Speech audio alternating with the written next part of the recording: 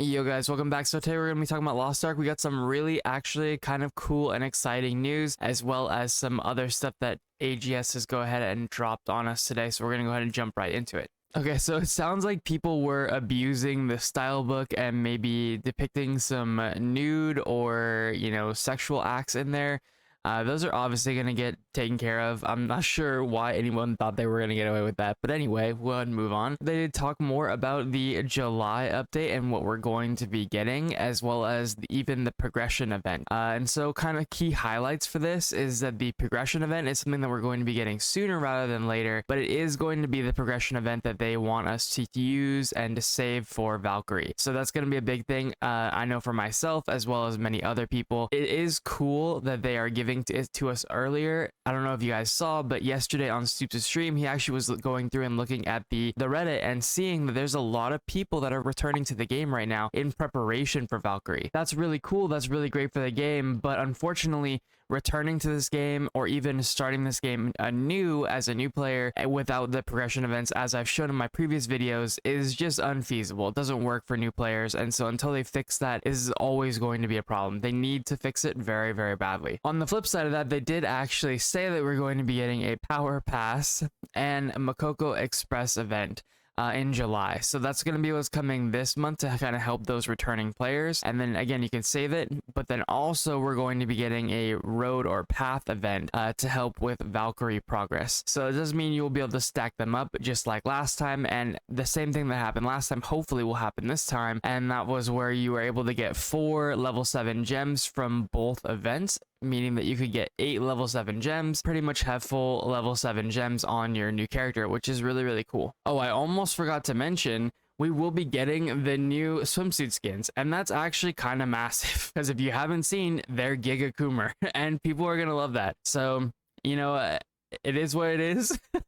You got to accept the game for what it is, but it's really cool that we are getting more things sooner to when they're released in KR. Now, I wish it wasn't just Coomer skins, but I'll take what I can get. And so hopefully we can get more updates like this much closer to the release in KR, and then more of a global-ish release. In my opinion, that's kind of the big news, the big important news. There's other smaller things, so feel free to go and look. We're also getting all the quality of life and stuff like that, as well as the balance patches and everything. But I really want to talk about this next section here, and that's their long-term projects that they added. So this is going to be talking specifically about the merge for NA West and NA East, which is apparently going to be happening around October. This is actually kind of crazy. So personally, I kind of gave up on this. I know they said it was going to be coming eventually, but I kind of gave up on this from, people complaining about OCE going to have too much ping, etc. and all this kind of issues. I kind of thought they were just going to leave us on NA West kind of trapped over there, but I'm really glad to hear that they're not going to do that. And this is the correct thing to do. So the thing is that this needed to happen.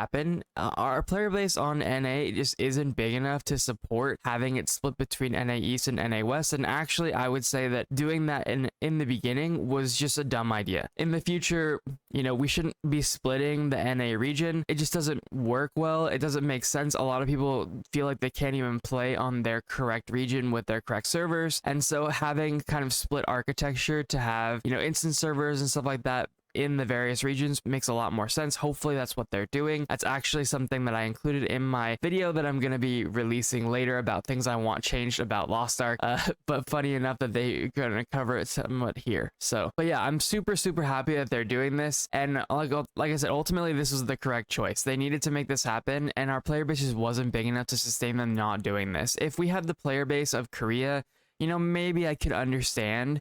But the fact of the matter is we got 20,000 people, including bots. It's not a lot. It's not a huge population. And while it is enough to sustain the game right now, it doesn't mean that we don't need to do better in terms of getting those players to play together. So some kind of mixed matchmaking or server merge needed to happen. So I'm very, very glad to hear this. One thing I want to be sure and add here too is that although I'm really glad to hear this, saying anything was what we needed. And the thing is that AGS has this weird notion going on, and I'm not sure why, and actually Supes talked about it yesterday on his stream too. They're doing this weird silent thing with us, and we don't know if it's them not knowing what to say, if it's them not being able to say. And so I really wish that they would come out and give us some additional clarity on this. If they can't say more because Smilegate is, you know, holding them back from talking to us about stuff like this, I think it's okay to say that. And they don't have to say anything mean or bad. Just be like, look, Smilegate has requested that we don't give updates on things that we don't have a proper timeline for, etc. We're adults. We play this game. We can live with that. You know, we can be adults about it and it'll be fine. But saying anything was needed to happen like a long time ago. They just need to update us on stuff like this, and actually going in here and saying very, very specifically, if you scroll down here, they said this will be a major project requiring a lot of the team's attention, so we'll need to put other projects on the back burner, including working on the API. Perfect. This is great communication, because you let people know, look, we know the API is still on the back burner. It's still there for us. We're still thinking about it. You're still thinking about it, and we understand that. And then also, we are going to get to it. We just have to get to this first, because this is more important. And I think that there's not a single player in the game that wouldn't agree. You know what I mean? Like, everyone knows that the server merges needed to happen for a long time. More than anything, I really just want to give AGS a round of applause for this kind of thing. When they do right, when they do good things, it's really, really important that we praise them for it, right? That we, you know, give them kudos and give them, you know, proper feedback for when they do good things. And so this is one of those times that we really need to sing their praises and say, you know what, this is a massive Amazon W.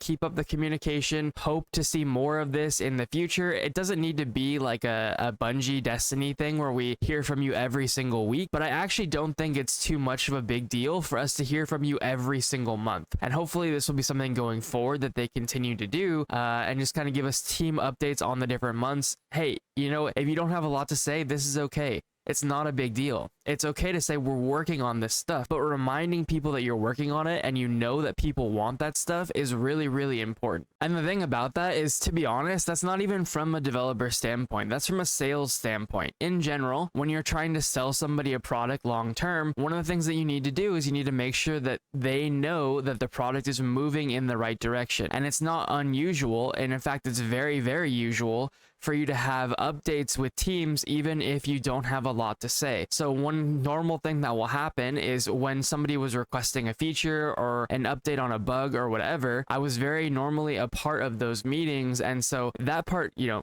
definitely is more tailored towards the developer. But the point is that if somebody would talk to me and say, hey, can you come and give an update on this? It's really important that they know that we still know their, you know, biggest woes, and that we're trying to fix their issues for them, because that keeps them engaged with the product, and it means that they don't feel unheard. Because when customers feel unheard, whether they be players or whatever, they're more likely to leave, right? Like, that's just the way that it is. You're more likely to pull your funding and, you know, pick a different product if you'd feel like you're being unheard. All right, guys. Well, thank you guys so much for watching. As always, I really appreciate it. And yeah, you know, unfortunately, we do have to wait still till August. But the thing is I didn't think this was realistically going to get changed anyway for Valkyrie. But it is a massive W that we are getting those returning players and those new players back into the game with an event. And then also, you know, getting that huge update on the merge. Always happy to hear this kind of communication and hope that they continue it going forward. So I'll catch you guys on the next one. Have a good one. Peace.